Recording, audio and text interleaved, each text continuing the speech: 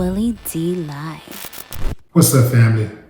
A Kansas City man was strolling on the sidewalk, minding his own business, when out of nowhere, starting trouble, was good old Johnny Law. Yeah, running up on dude asking for ID. He hadn't committed a crime now, fam, and he wasn't suspected of committing a crime. And the police straight up painted himself into a corner, got caught in a lie.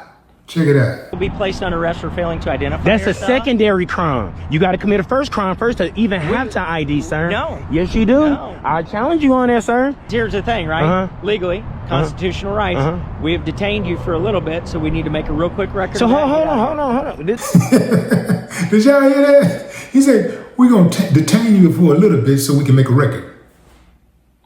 Does that sound legal to y'all?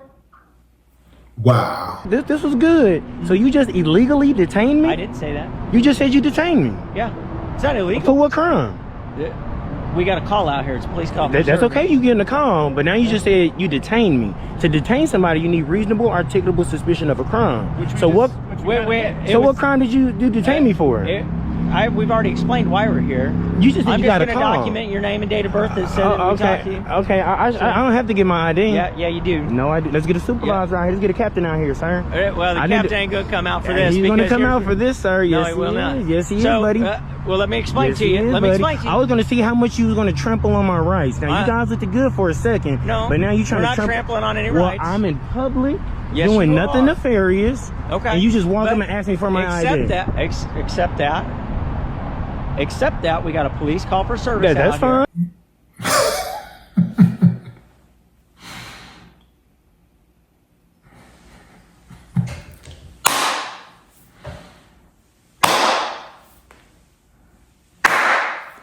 I ain't got no problem with that. Buddy knew his rights. And I say, in regards to the dirty, low-down police officer, lock him up. Lock him up. Lock that uncivilized mud up. Family, if a person ain't committing a crime, and as he said, he's been having his rights trampled over, wait, shouldn't that be a crime?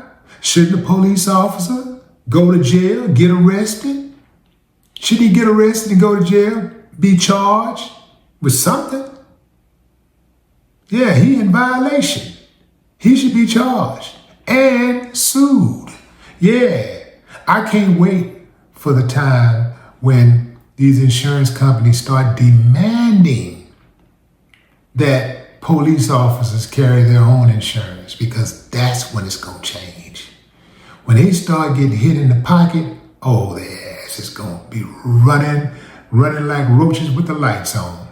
Yeah, fam.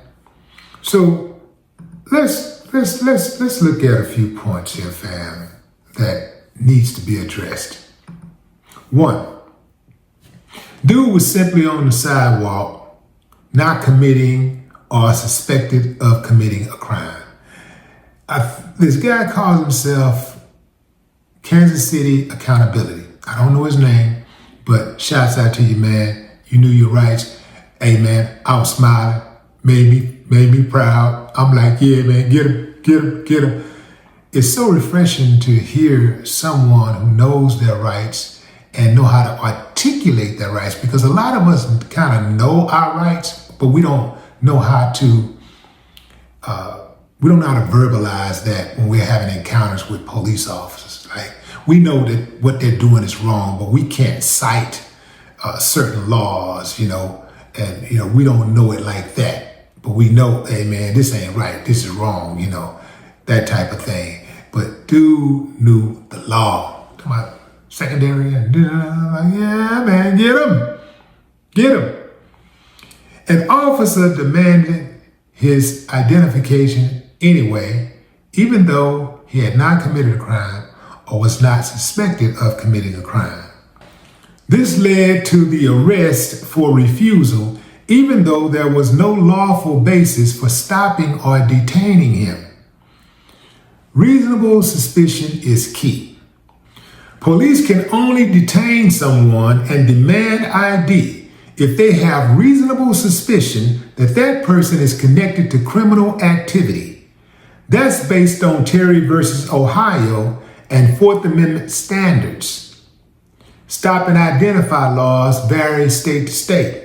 Some states have statutes requiring people who are legally stopped to identify themselves, but those only apply if the stop itself is lawful. If the encounter is just casual, you're free to walk away. If you're not detained, you generally do not have to show ID or even answer questions. Casual encounters aren't seizures. But you want to be careful with that, fam, and you want to make sure you get permission from the police officer before you walk away.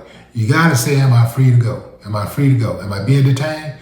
If they say, yeah, okay, you got to comply. But if they say, you're free to go, then you go ahead and take off. Arresting someone just for not showing ID when there's no suspicion is legally shaky. The Supreme Court in Brown versus Texas in 1979 ruled that arresting someone for refusing to identify themselves without reasonable suspicion of a crime violates the Fourth Amendment. Do I need to say that again? This is for all you police officers out there who really don't know the law.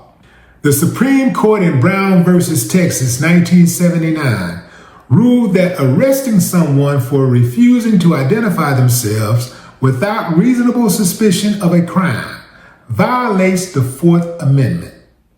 Now check this out. Some states have no stop and identify laws at all.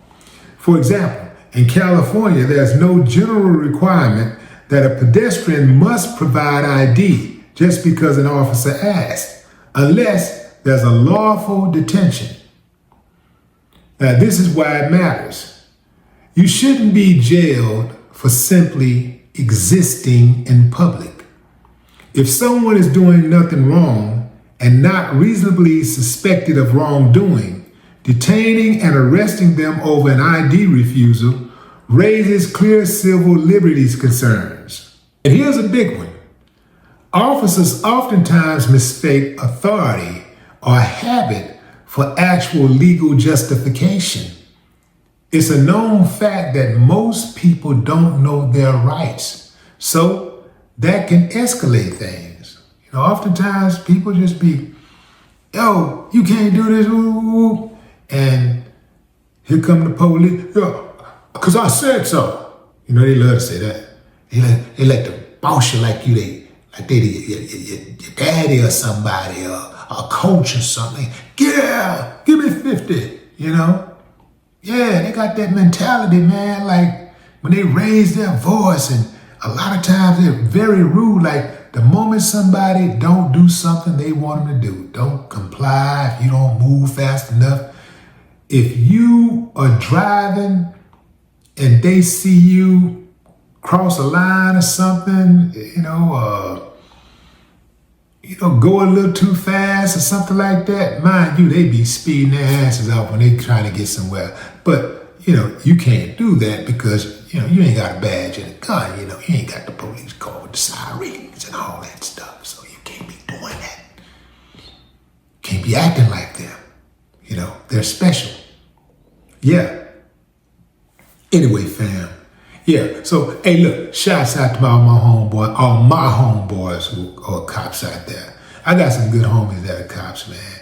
This is why I don't paint them with a broad brush. A lot of times I do speak in general, but, hey, shoe fit wad, man.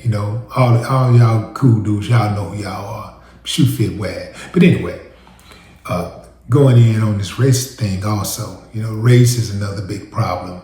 And that's always going to be a problem because they've been mandated to harass black folks and other people of color. They've been mandated. Remember that special that came on with all of those New York police officers from different backgrounds? Every police officer but a white police officer. And they were all being interviewed like on 60 Minutes or one of those, and they was talking about how they were mandated to have quotas and go into the neighborhoods that were more vulnerable, the neighborhoods where people, didn't have a whole lot of power or money. And they were told to get quotas, harass those people and come up with cases. Yeah, they said they called it out. And look, and nothing changed. Nothing changed. They're still doing it. All over the country, they're still doing it. That's how bad it's gotten. But we already knew that, fam. We already knew it was like that. And we know it's going to be like that until something hit the reset button. No more talk.